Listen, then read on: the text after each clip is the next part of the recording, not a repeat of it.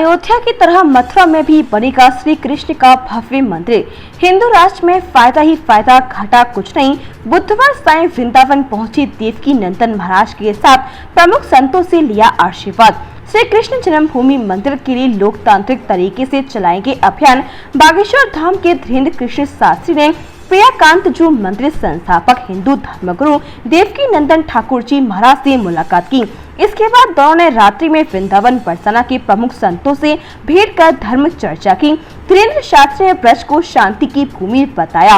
वहीं उन्होंने कहा कि जैसे अयोध्या में भगवान श्री राम का दिव्य मंदिर बन रहा है, उसी तरह मथुरा में भी भव्य श्री कृष्ण मंदिर बनता दिखाई देगा। बुधवार देर सायं पंडित धीरेन्द्र शास्त्री छठिकरा मार्ग स्थित ठाकुर श्री प्रियाकांत जू मंदिर पहुंचे। यहाँ उन्होंने देवकी नंदन महाराज के साथ मंदिर दर्शन किए। तत्पश्चात दोनों ने वृंदावन के सुदामा कुटी आश्रम पहुंचकर सुतीक्षर दास महाराज से आशीर्वाद लिया। यहाँ से रात्रि में ही बरसाना के विनोद बाबा से भेंट कर उनके प्रवचन सुने। मथुरा में रात्रि विश्राम के बाद गुरुवार को शास्त्री ने गोवर्धन पहुंचकर संत बाल योगेश्वर महाराज से भेंट कर धर्म चर्चा की।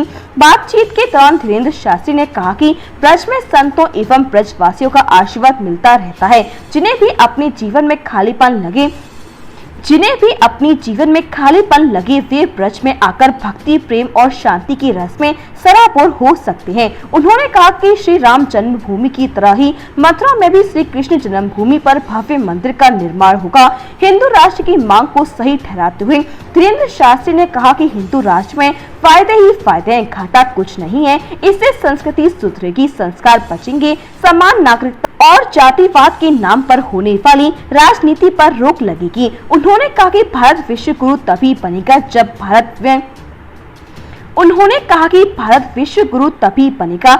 भारत में वेद शास्त्र की परंपरा की शिक्षा पद्धति लागू होगी। देवकी नंदन महाराज ने कहा कि श्री कृष्ण जन्मभूमि मुक्तिकरण के लिए व्यापक अभियान का आगाज किया जाएगा।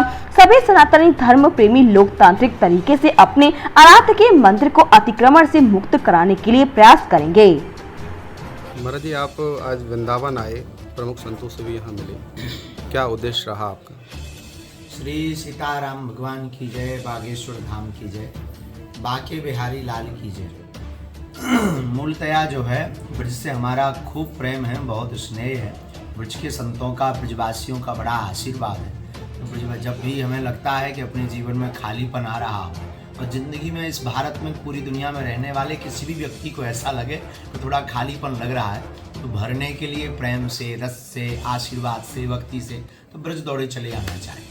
उसी भाव से हम आज श्री धाम वृंदावन आए। तो कहाँ कहाँ महाराज जी आप गए? बरसाने भी गए, पूज्य श्री विनोद बाबा महाराज के भी दर्शन भये, और प्रियाकांत जू मंदिर भी गए, सुदामा कुटी भी गए, यमुना महारानी को भी प्रणाम किया, अनेक महापुरुषों को प्रणाम किया। महाराज जी, पिछले दिनों भोपाल में एक कार्यक्रम में आपने देवकी नंदन महाराज जी के साथ श्री कृष्ण जन्मभूमि निर्माण की बात को उठाया था, आह्वान किया था जी।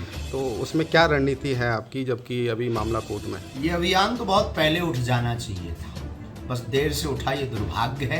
लेकिन अब उठाओ, बहुत जल्दी सनातनी हिंदू जग रहे हैं, एकत्रित हो रहे हैं। और जैसे अयोध्या में भगवान श्री राम लला का दिव्य और भव्य मंदिर बन रहा है, इस अभियान के साथ अब मथुरा में भी, ब्रज में भी हमारे कृष्ण कन्हैया लाल का बहुत जल्दी भव्य और दिव्य मंदिर बनेगा। तो महाराज जी, ये हिंदू राष्ट्र की आप लगातार जो मांग उठा रहे हैं, इसमें आपको क्या फ़ायदे लगते हैं जो एक धर्मनिरपेक्ष राष्ट्र में नहीं लगते हैं?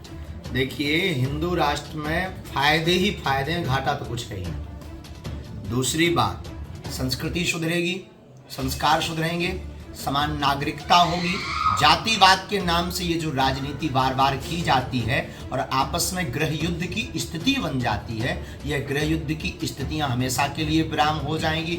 और हमारा भारत विश्व गुरु तभी बनेगा जब तक भारत में हमारे वेद शास्त्र की परंपरा की शिक्षा पद्धति लागू नहीं होगी। और हमारे हिंदू राष्ट्र में, हमारे हिंदुस्तान ही हिंदू राष्ट्र नहीं कहलाएगा तो क्या कहलाएगा? इसके अनेक फायदे हैं। ऐसे मान के चलो कि मणि आ जाने पर कोई पूछे कि भाई घाटा क्या है, ऐसे ही लोग कह रहे हैं कि हिंदू राष्ट्र बनने से घाटा क्या है। हमें लगता है जिस प्रकार मणि के आने से सब कुछ फायदा है, वैसे ही भारत को अगर हिंदू राष्ट्र घोषित किया जाता है, हिंदुस्तान को हिंदू राष्ट्र घोषित किया जाता है, तो सर्वत्र फायदे ही फायदे।